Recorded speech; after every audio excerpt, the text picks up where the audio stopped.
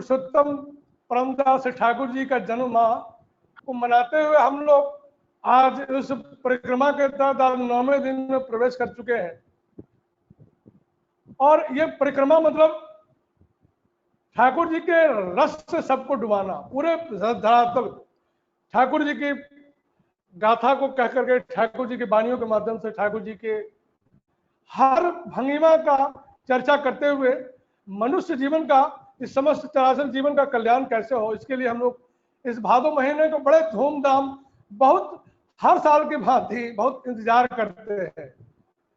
कुछ इस कोरोना काल में ऐसा हुआ कि जो हम लोग घर घर में सत्संग जाकर के ठाकुर जी के सत्संग में जाते थे, एक आनंद उत्सव करते थे, उस बात लोगों से बातचीत होती थी, उसमें थोड़ा सा व्यवधान आया। लेकिन ठाकुर जी की चर्चा, ठाकुर जी का बातों को रखने में हम लोग और शायद लगते हैं कि पूरे विश्व में सब लोग एक साथ कूद पड़े हैं। इस कोरोना काल में भी जो और लोगों के लिए बड़ा एक संशय का काल है, एक डरावना काल है, सबको लगता है कि पता नहीं इस काल में क्या होगा, उस काल में हम लोग परमपिता पुरुषोत्तम के शरणापन्न होकर के, निर्भय होकर के, सभी लोग जहां है, जिस जगह है, उनकी चर्चा में, उनकी वाणियों में, उनकी कथनी में, उनकी करनी में अपने को ढालने का प्रयास कर रहे हैं। ये कैसा प्रेम है, कैसा अद्भुत आकर्षण है।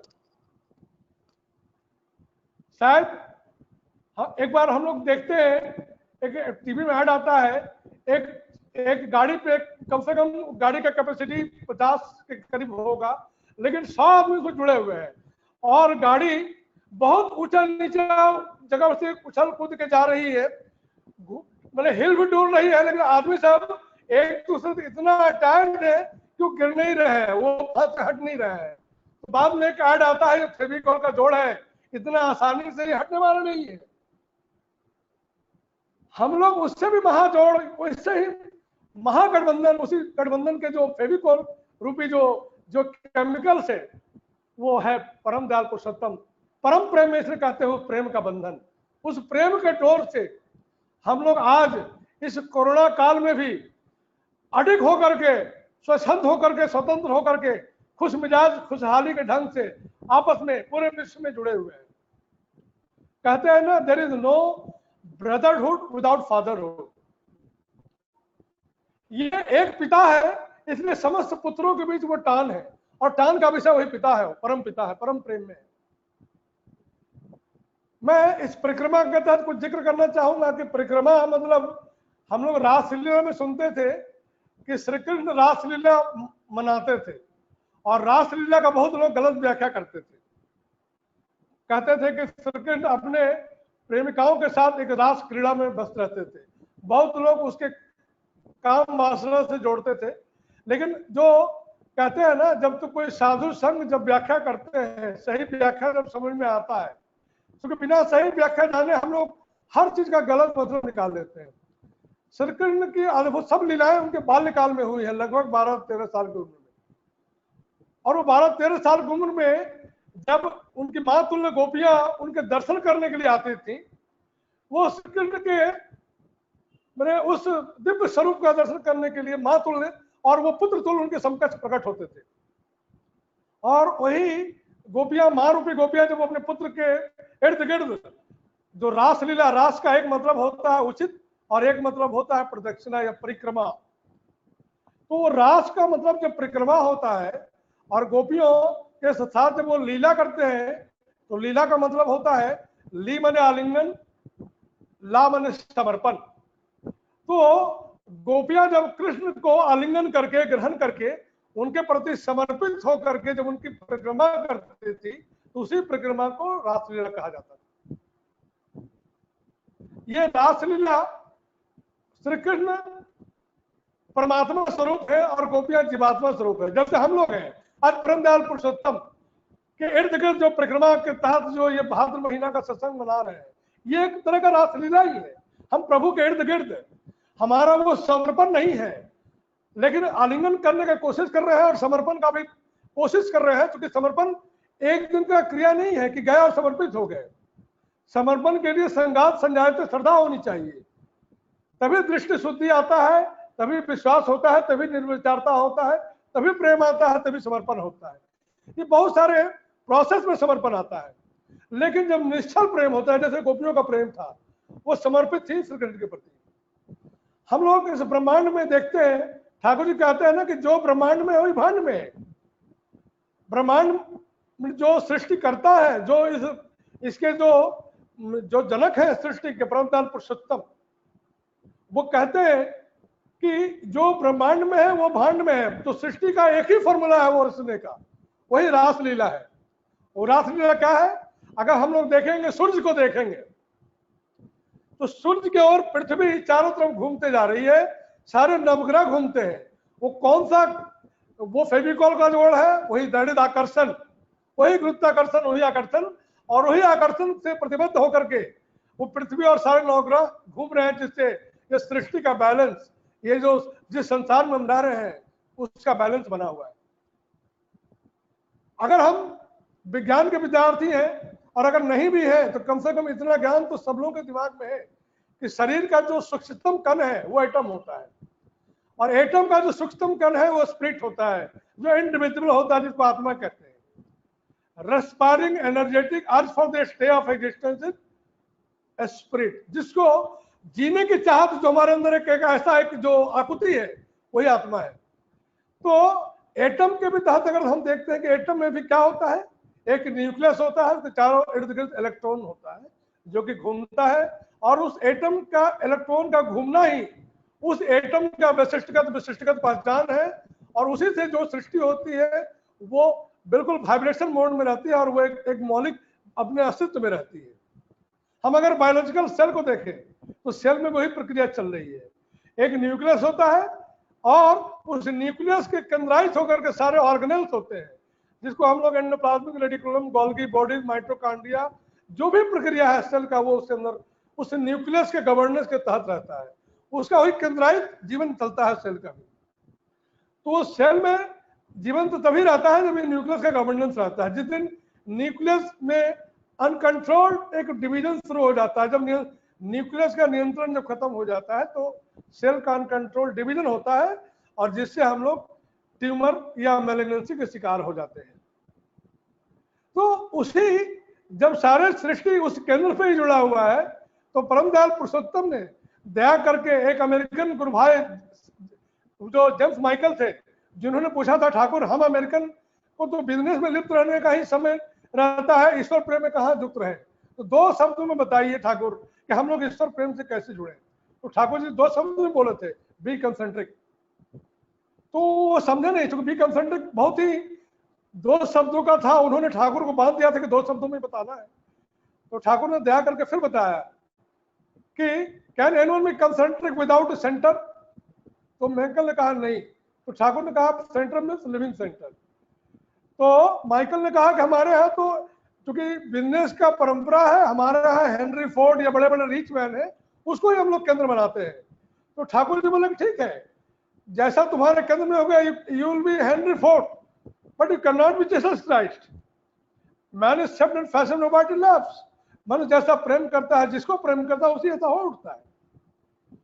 तो जीसस नहीं हो सकते। जीसस जो emblem of peace and progress है। तब ठाकुर ने, जेम्स माइकल ने बहुत अच्छे तरीके से इसको समझा, और नेक्स्ट डे उन्होंने ठाकुर के एक समकक्ष एक अपने शब्द की बात कही। शब्द में वो ठाकुर के समकक्ष नहीं, हरनंदन ना थे, उनके समकक्ष का हम रात में सब लोग देखे हैं, LOV एक लाइटेड लेटर हमको आकाश में दिखाई पड़ा। तो हरनंदन ना उनको लेके गए वो ठाकुर के पास। तो ठाकुर इनका लव का शब्द के आगे ही ठाकुर वहां एक वाणी दे रहे हैं, क्योंकि जेम्स माइकल सुन रहे हैं। ठाकुर कह रहे हैं कि be concentric with every active urge for love. Love is life, love is faith, love is lord, love is lead to active progress, love is incarnation is God. अब ये जेम्स माइकल सोच रहा है कि हमने जो रात में लव का शब्द देखा और ठाकुर लव पर वाणी दे रहे हैं। बाद में वो ठाकुर जी का दीक्षा लिए हैं। दीक्षा लेने के बाद दीक्षा प्रणामी के तौर पर उन्होंने एक सोने की घड़ी, उनको जो गोल्ड मेडल घड़ी थी, ठाकुर जी को गुरुदक्षिणा दी है। इस गुरुदक्षिणा देने के दरमियान वो ठाकुर के समक्ष प्रणाम करते हैं, और ठाकुर कहते हैं कि लुक मिस्टर जेम्स, आपने मुझे ये घड़ी दिया, इट्स हुज वाज? तो जेम्स माइकल का इट्स योर्स। तो ठाकुर बोलते हैं can I give it to anyone whom I wish? बोला yes yes yes yes yes. तो ठाकुर ने पुनः उसके हाथ को लेकर के कहा लुक मिस्टर जेम्स, उस घड़ी को पहना के कहते हैं don't lose it, don't give it to anybody else, it will carry my memory in you. ये ठाकुर जी एक तरह से उसको एक जीवन का रास्ता दे दिए, क्योंकि जब तक घड़ी उसके अंदर रहता रहेगा ठाकुर जी की बातें उसको याद रहेगी। ठाकुर जी कहे कि मैंने this will carry my memory in you, एक तरह से ठाकुर को लेकर के चलने की बात उन्होंने कहा है। तो अभी हम एक पढ़ रहे थे ठाकुर जी के से एक समकक्ष यही इसी जेम्स माइकल के पैरेलल एक मिलता जुलता घटना है कि ठाकुर के समकक्ष एक व्यक्ति बहुत पैसे वाले थे, बहुत ही पैसे वाले। तो व्यक्ति जब ठाकुर के समकक्ष आए तो एक बहुत ही सुपर फाइन धोती, जो कि बहुत कॉस्टली धोती था, वो ठाकुर के लिए लेकर के आए थे कि ठाकुर इसको पहनेंगे। ठाकुर को उन्होंने दिया, ठाकुर के पास समर्पण होकर के उन्होंने दिया। समर्पण में जो दिखता है अंदर में क्या है तो हम लोग को पता नहीं। ठाकुर बहुत खुशी से उसको स्वीकार किए और बगल में रख दिए हैं। थोड़ी देर बाद कोई भक्त आते हैं और ठाकुर जी उस धोती को, हेलो जी सुनाई दे रहा है मधुदास, सुनाई दे रहा है। अच्छा अच्छा ठीक है ठीक है ठीक है। तो ठाकुर जी उस धोती को ग्रहण करने के बाद उनके सामने ही वो धोती किसी दूसरे भक्त को दे देते हैं और कहेंगे এটা পড়বি, इसको पहनोगे। वो जो पैसे वाले व्यक्ति थे जिन्होंने ठाकुर के लिए धोती लेकर के आए थे, उनको देख के अच्छा नहीं लग रहा था कि इतना पैसा वाला चीज लेकर के ठाकुर को दिए हैं और ठाकुर वो उसको दे दिए। तो ठाकुर से प्रश्न करते ठाकुर আমি চাইছিলাম, मैं चाहता हूं कि आप इसको पहनिए। मैं मुझे बंगला बोल बैठता हूं, हिंदी में को ट्रांसलेट कर दे रहा हूं। ठाकुर मैं चाहता हूं कि आप पहनते तो अच्छा होता। तो ठाकुर हल्का हल्का मुस्कुरा के कह रहे हैं लोगों के बीच, वो तो हमको धोती हमको दिया ही नहीं, वो हमको धोती नहीं दिया। अगर वो हमको धोती देता तो धोती तो जब मेरा था, मैं जिसको चाहता उसको दे सकता हूं। मैं चाहे उसको नदी में फेंक दूं, चाहे उसको नाले में फेंक दूं। जब मेरा धोती पर अधिकार हो गया तो इसके मन में तो कष्ट होना नहीं चाहिए था। लेकिन ठाकुर ने कहा कि उसने धोती मुझे दिया ही नहीं, उसने अपने अहम को, अपने प्रवृत्ति को, अपने खुराक देकर के, क्योंकि मैंने दिया, ये अहंकारी जो अहम को जो उन्होंने हवा दिया, ये उसी का फलाफल है जो मैं शायद इस तरीके से उसको ले नहीं पाया। तो देखिए एक तरफ जेम्स माइकल ठाकुर जी को वो देते हैं, ठाकुर जी जब ग्रहण करके ठाकुर जी पूछते हैं कि कहने गिव टू एनी हुम आई विश, तो बहुत ही सहर्ष रूप से उसने कहा ठाकुर आप दे सकते हैं। और एक तरफ पैसे वाले का जो अहंकार भरा जो देने का जो भाव है ठाकुर ने ताड़ लिया। तो जाकी रही भावनी जैसे तीन मुहूर्त प्रभु देखी तैसी। ठाकुर कहते हैं कि गीता में लिखा हुआ है कि तुम भगवान को जिस तरीके से प्राप्त करना चाहोगे भगवान तुमको उसी तरीके से प्राप्त होंगे। बहुत सरल भाषा में ठाकुर जी को समझा रहे हैं कि यदि तुम भगवान को अगर प्यार करते हो, भालोबासते हो, तो वो भी तुमको भालोबासेंगे। तुम उनको चिमटी काटोगे तो वो भी तुमको चिमटी काटेंगे। पर कितना सरल भाषा में ठाकुर जी समझा दे रहे हैं। जाके जेमनी मानवे ताके तेमनी जानवे, ठाकुर यही कहते हैं जिसको जैसा मानोगे वैसा उसको जानोगे। जेमनी राम तेमनी तार सीता, जेमनी ज्ञान तेमनी तार गीता।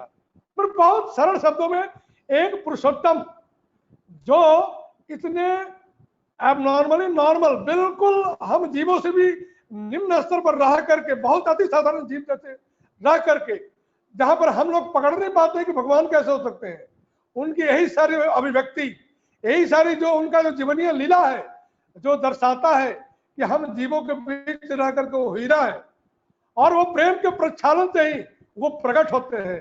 तो प्रेम ही उनके प्रति उनके स्वरूप को उजागर कर सकता है।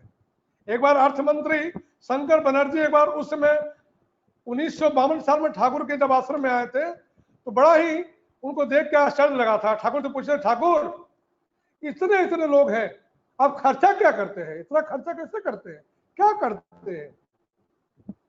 वो सोचे कि बहुत सारा इनकम कहीं से होता है, ये लोग छिपाए हुए हैं। तो अर्थ मंत्री ठहरे, वो तो उसी ढंग से ठाकुर को देख रहे थे। तो ठाकुर भी पुरुषोत्तम सृष्टिकर्ता, उनके समकक्ष उन्होंने बहुत ही कौशल के हिसाब से जवाब दिया कि ये जो खर्चा आप देख रहे हैं, ये खर्चा कैसे आता है जानते हैं? क्योंकि मैं भी खर्च करता हूँ। बोला क्या खर्च करते हैं? बोला प्रेम। और प्रेम इतना करते हैं, उस प्रेम के बिना में मनुष्य मेरे पास आता है।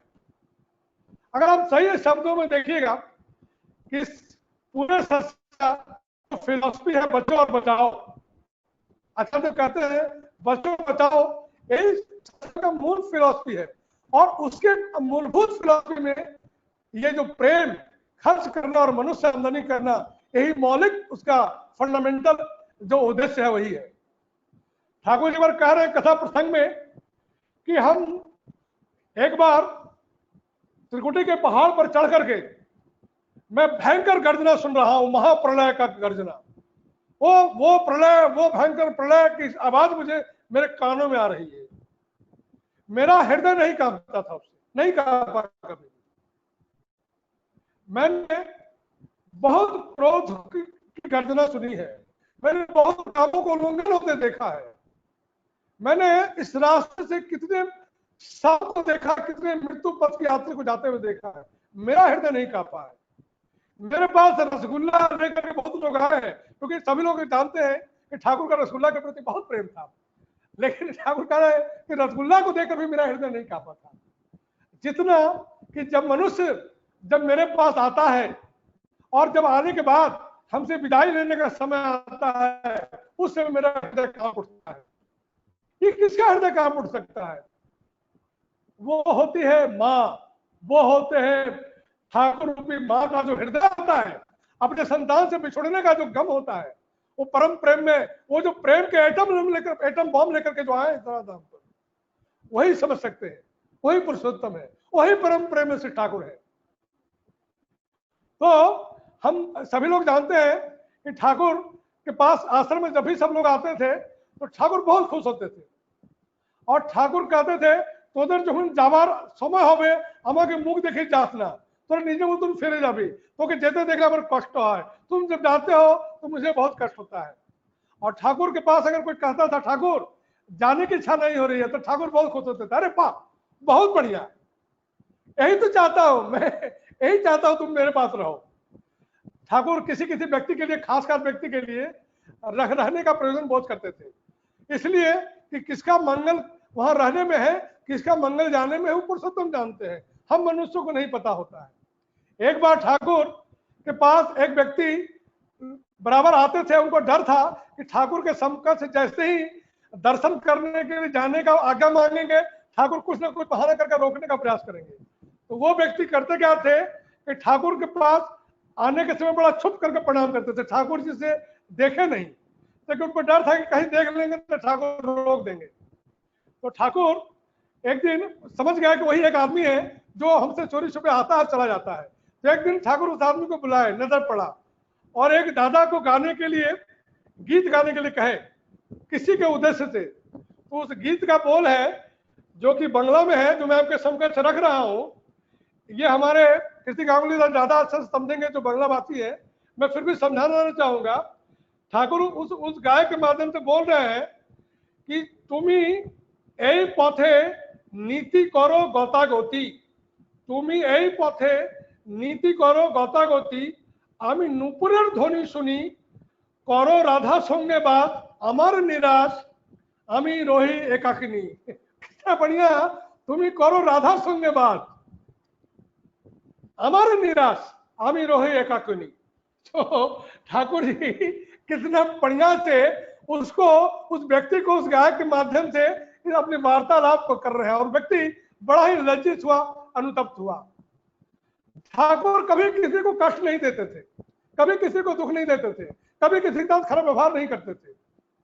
ठाकुर बोलते थे कि हमको किसी के मैंने अंदर में कभी कोई गलत बात किसी को विरक्त करने के बाद मुझे सोच नहीं सकता हूं, जबकि हम लोग मनुष्य लोग ठाकुर को कितने लोग से विरक्त करते थे, लेकिन ठाकुर कभी व्यथित नहीं होते थे। वो कहते थे कि लोग अगर हमारे बाद से अगर कोई कष्ट पाएगा, कहीं वो चला जाएगा, उसका जीवन समाप्त हो जाएगा, तो मैं तो उस अभागा पिता रहूंगा।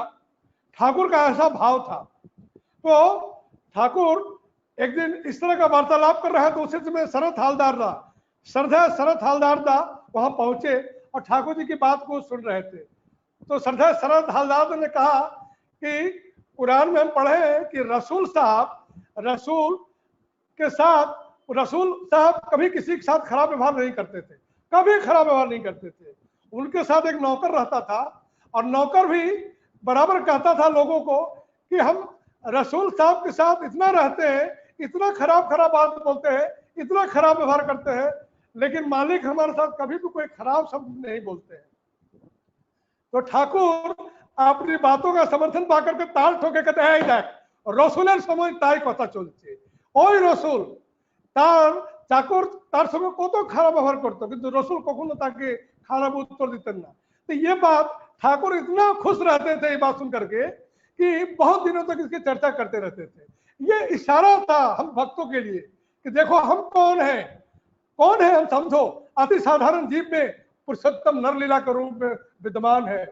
जब नरलीला होता है तो हम पुरुषों को जैसे बुखार लगता है, हम पुरुषों को जैसे खांसी होती है, जुकाम होता है, कष्ट होता है, नरलीला में उस देहधारी नरसंकुल पुरुषोत्तम को भी सही सब कुछ वैसी रास्ते से गुजरना पड़ता है।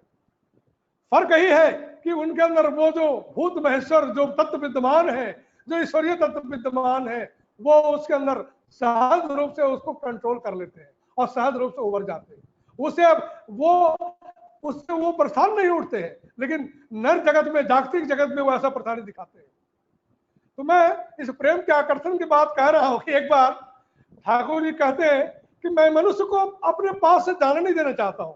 मैं मनुष्य को कहता हूं कि तुम लोग मेरे पास आओ, मेरा स्पर्श पाओ, मेरे बातों को लेकर के जन में फैल जाओ, पूरे विश्व में तुम इसको लेके जाओ, मेरे वाणियों को तुम लोग कैच करो, मेरे स्पर्श को समझो, हमको जानो, हमको परस पाओ, हमको हमारे परिवर्तित भावधारा को लेकर चलो, हमारा आदर्श लेकर चलो, तुम्हारा मंगल तुमको सोचना नहीं पड़ेगा। ठाकुर बार बार उसमें एक बताते हैं कि तुम जिस मंगल के खोज में हो, तुम्हारा वही मंगल मेरे में मूर्त है, तुम मुझको पकड़ो। जो ठाकुर जी सत्यानुसरण में जो 22 साल की उम्र में लिख दिए कि तुम सदगुरु के शरणापन्न हो, सदनाम मनन करो, सत्संग का आश्रय ग्रहण करो, तुमको अपने उन्नयन के लिए सोचना नहीं पड़ेगा।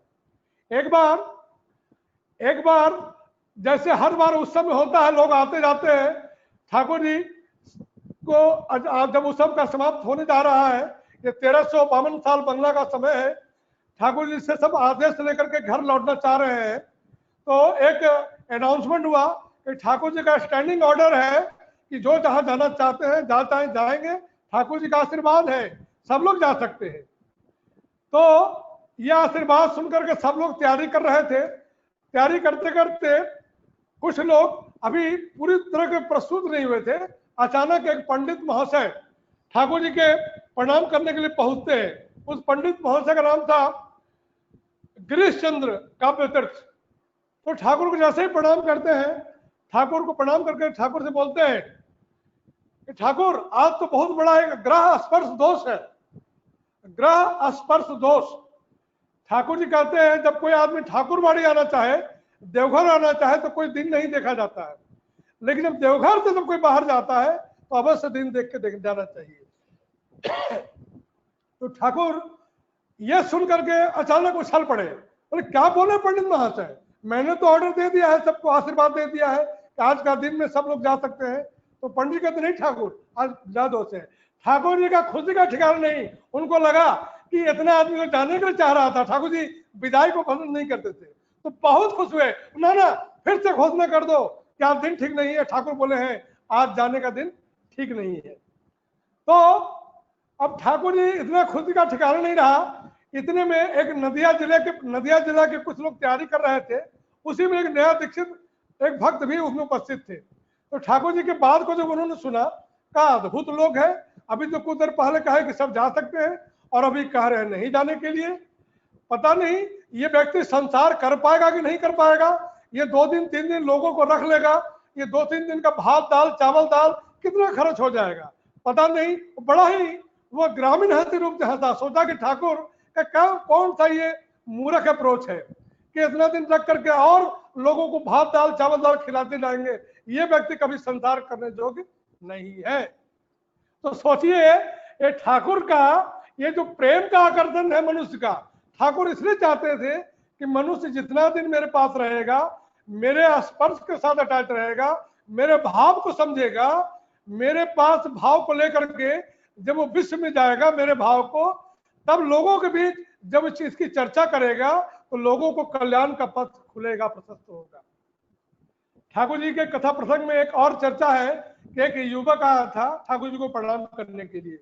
वो युवक नौकरी करता था, तो नौकरी करने के दरमियान वो युवक ठाकुर के समकक्ष से जब प्रणाम करने के लिए आया तो ठाकुर उसको बोलते हैं उस युवक को कि ऐ तू एखर ठेके के भालो, तुम यहाँ अगर आश्रम में रह जाते तो अच्छा होता। तो वो युवक थोड़ा चौंक गया और कहा कि ठाकुर हम तो नौकरी करते हैं, इस नौकरी से ही संसार चलता है, उनको कौन खिलाएगा। तो ठाकुर कह रहे हैं कि नौकरी नौकरी चाकरी करार समय जिनी खावन, चाकरी छेड़े दिले तीनी खावन। सोचिए कितनी बड़ी बात है कि नौकरी करते समय जो परम पिता पुरुषोत्तम खिला रहे हैं, नौकरी छोड़ोगे तो भी वही खिलाएंगे। ये इतनी बड़ी बात युवक के मन में वो टच कर गया, तो उसने ठाकुर को प्रणाम करके वो नौकरी छोड़ के वहीं रह गया। ये जो बोधगम्य बात है, ये जो बोधगम्य जो हमारे सत्ता को झकझोरने वाली बात है, ये जो पिता का जो पुत्र के प्रति जो एक टान, ये प्रेम वाली जो बात है, ये वही कह सकते हैं, वही पुरुषोत्तम कहते हैं। अति साधारण जीवों के बीच रहते हुए वो हीरा रहते हैं, सिर्फ जौहरी उनको पहचान सकता है। और वो जौहरी हम लोग भी हो सकते हैं, कैसे? उस प्रेम के प्रचालन से, परम प्रेम में कहते हैं, वो प्रेम के ही भूखे हैं। एक बार एक कथा प्रसंग की घटना है, ठाकुर जी बैठे हुए आश्रम में और आश्रम में चर्चा चल रही है। उसी समय अचानक एक बहुत ही कम उम्र की एक युवती हाथ में शंख चूड़ी पहन करके और सिंदूर लिए हुए ठाकुर के समकक्ष आके प्रणाम करती है। और प्रणाम करते ही ठाकुर को बोलती है, ठाकुर আমি শ্বশুর বাড়ি থেকে রাগারাগি করে চলে এসেছি, मैं ससुर बाड़ी से गुस्सा गुस्सा करके चले आए हूँ ठाकुर, मुझे वो ससुराल पसंद नहीं है, वहां के लोग पसंद नहीं है, ठाकुर मेरी रक्षा करिए, मुझे बचाइए। ठाकुर बोलते हैं ठीक, तो ठीक है, तुमको जब अच्छा नहीं लगता है तो ससुराल नहीं जाओगी, तुम यहीं रहो। ये जो शंख चूड़ी पहनी हो और सिंदूर, तुम एक काम करो, तुम इस सिंदूर को अपने बाल के नीचे ऐसा लगा कर रखो कि पता नहीं चले, ऐसा लगा कर रखो कि पता नहीं चले।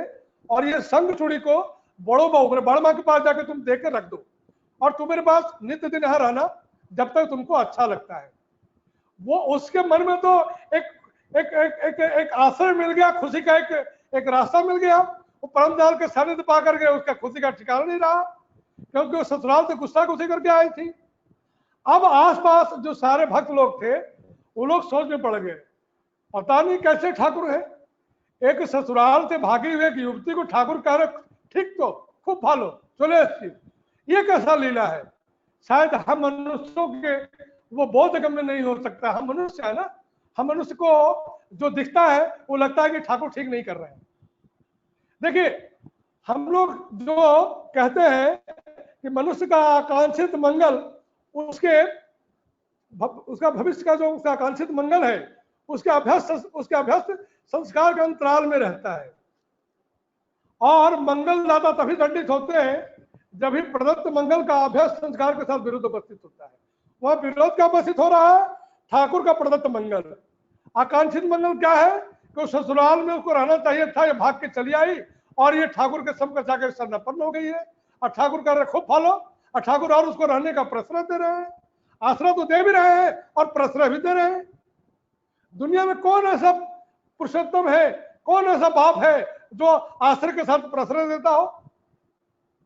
ये पुरुषोत्तम ही है जो आश्रय भी दे रहे हैं और प्रश्रय भी दे रहे हैं।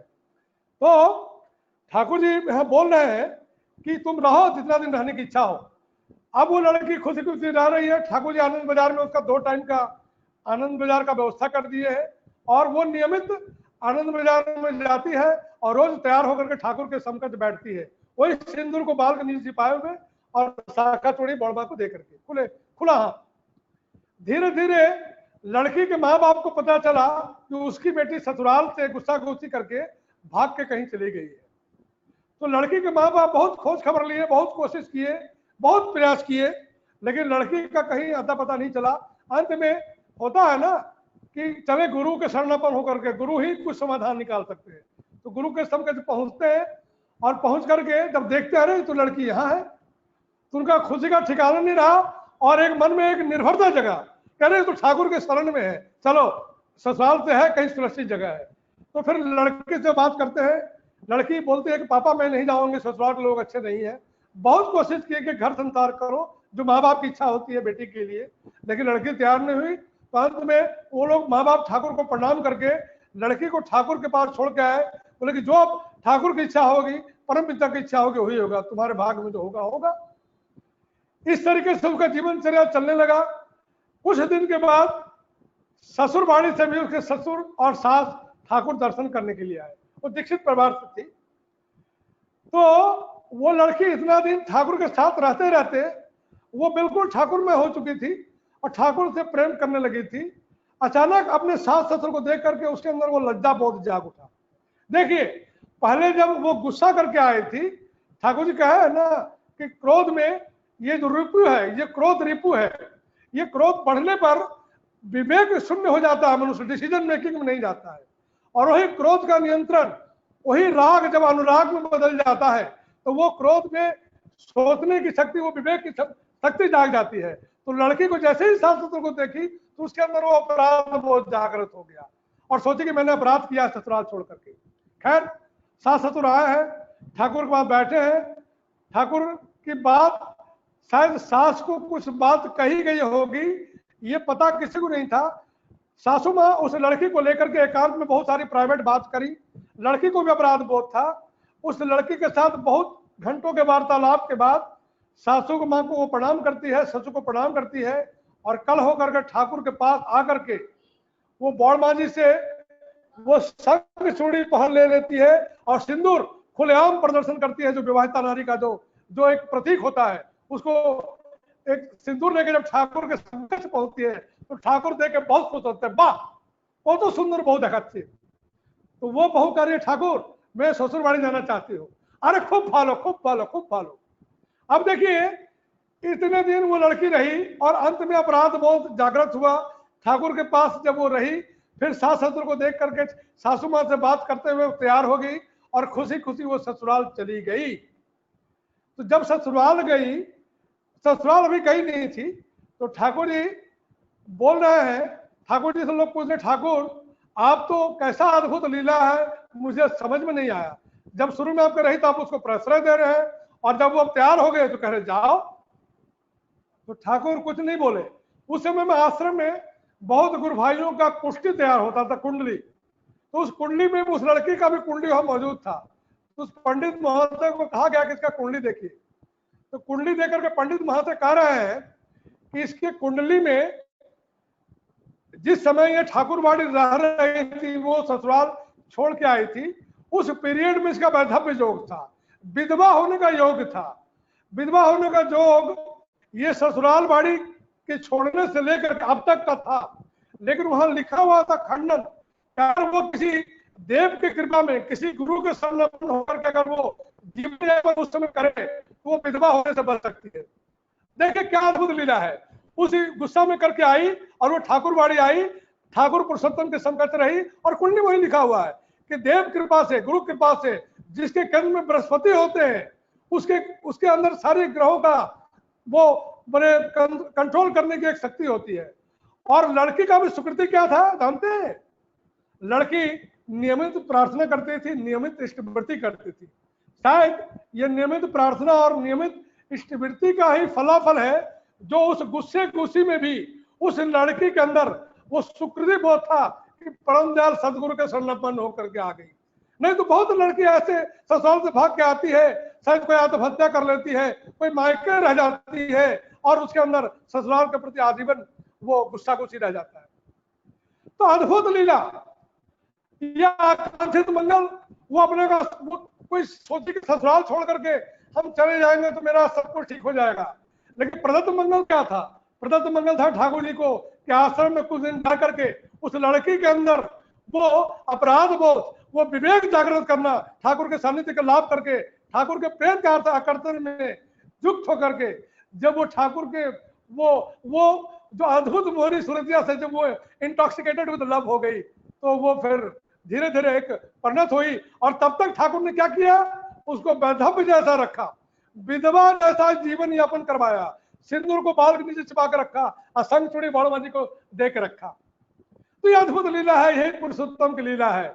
मैं बातों को बहुत लंबा दीर्घायित नहीं करूंगा, क्योंकि मुझे हमारे भाई कृति गांगुली ने मुझे अनलिमिटेड टाइम दे रखा है, लेकिन अनलिमिटेड टाइम किसी के लिए अच्छा नहीं होता। शायद मैं वाणी को मैं दीर्घायित नहीं करूंगा, लेकिन एक चीज जरूर कहूंगा, ये परम दयाल पुरुषोत्तम का परिक्रमा करना ही हम जीवों का परम लक्ष्य होना चाहिए। और परिक्रमा का मतलब ठाकुर जी कहते हैं कि लोग कहता है कि ओ तो देर थोड़े ठाकुर के डाकची, कितना कातर से ठाकुर को पुकारते हैं।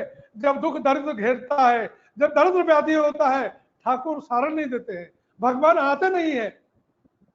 कहते हैं ठाकुर कि যখন भगवान के डाके, डाका माने जानिस, डाका माने होलो, जिस भगवान को हम बुलाते हैं उसके सारे गुणावली को अपने चरित्र में चरित्रगत करके उनके अनुसार जब चलने का कोशिश करते हैं, उसकी विधि के माफिक जब चलने का शुरू करते हैं, और तब उस भाव से जब डाक देते हैं, तब वो ठाकुर सुनते हैं। शायद एक बार हरनंदन ने कहा था कि ठाकुर आप जब हम लोग बुलाते हैं तो आते हैं क्या?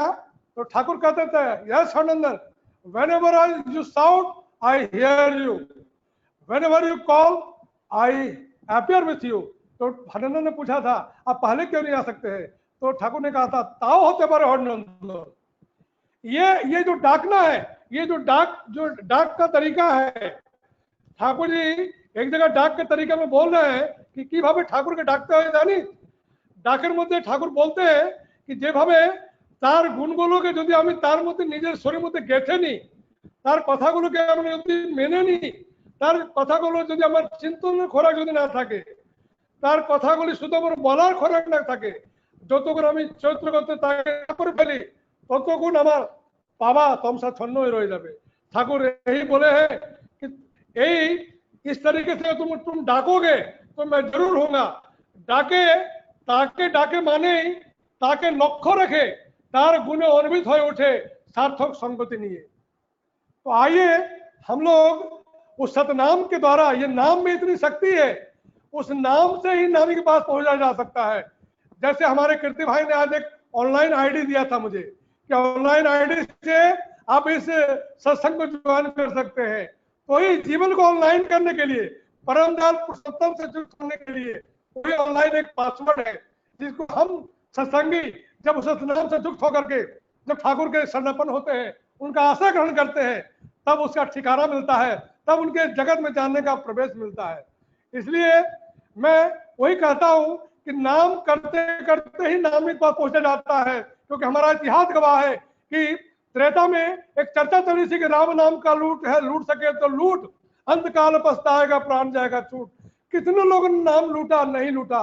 एक डाकू ने नाम लूटा, वो कौन डाकू सब लोग जानते हैं, वो रत्नाकर थे, और वो भी उनको बोलने नहीं आता था राम राम। तो उन्हीं के हम लोग ठाकुर जी कहते हैं ना, जब जादन करने जाओगे तो उसके जिसको जादन कर रहे हो उसके वैशिष्ट को समझोगे कि कैसे उस व्यक्ति को जादन कर सकते हैं। तो रत्नाकर जैसे डकैत को राम राम सुहाया नहीं, तो बोले कि ये तो मारने वाला व्यक्ति है, सब तो मारते ही रहता है, तो चलो मरा मरा कर देते हैं, तो मिलता जुलता शब्द है। तो धीरे धीरे वो मरा मरा करते राम राम हुआ, और उल्टा नाम जब जाना वाल्मीकि ब्रह्म समाना। इसलिए एक अनुरक्ति तीव्रता और क्रमागति रखिए, क्योंकि एक ही साधे सब साधे सब जाए, और जो कोई साधे इष्ट को फले फूले गाए। क्योंकि जितने भी पुरुषोत्तम को साधने वाले भक्त हैं, चाहे वो मीरा हो, चाहे वो प्रहलाद हो, चाहे वो शिवाजी हो, एक पर ही अनुरक्ति रखे हैं, वो बहु अनुरक्ति नहीं रख सकते हैं, क्योंकि एक पर ही अनुरक्ति रखना, ठाकुर जी कहते हैं जो सती नारी होता है जिस तरह एक पुरुष पर ही जीवन शामिल करते हैं, भक्त के जीवन में ही एक ही पुरुषोत्तम होना चाहिए। You are for the lord, not for the other, you are for the lord, so for the other. मैं अपनी वाणी को बहुत दीर्घायु कर चुका हूँ, मैं नहीं चाहता हूँ कृतिदा अपियर हो, लेकिन मैं जब वाणी समाप्त करूंगा जरूर मैं दर्शन करना चाहूंगा। सबका मंगल कामना करते हुए परमदास पुरुषोत्तम श्री ठाकुर से ये प्रार्थना करता हूँ कि हर एक के जीवन का ऐसा चाल चलन हो कि आपके ही इर्द गिर्द परिक्रमा करते रहे, और परिक्रमा करते हुए आपकी वाणियों को, अपनी आपके कथन को, आपके सारे जो चरित्र है उसको अपने चरित्र में लाने की कोशिश करें, और उसके लिए आचार्य संग करें, उसके लिए पूज्य बाबा संग करें, उसके लिए पूज्य अभिभाव संग करें। ये श्रद्धा, ये शुद्धि, ये विश्वास, ये निर्विचारता, ये प्रेम, ये समर्पण तभी होगा, और ये समर्पण ही है उनको केंद्र करके रास लीला करना है। धन्यवाद मधुदा।